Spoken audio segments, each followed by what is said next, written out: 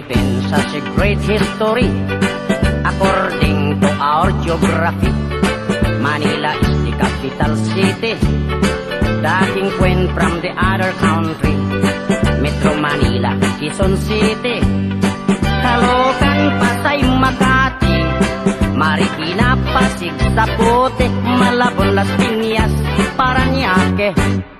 From the north, Batanes, Apare, Ilocos Sur, Ilocos Norte, Isabela, Cagayan Valley, Mountain Province, La Union, Baguio City, Nueva Ecija, Nueva Vizcaya, Tarlac, Pangasinan, Pampanga, Zambales, Bataan, Abra, Bulacan, Cavite, Batangas, Laguna,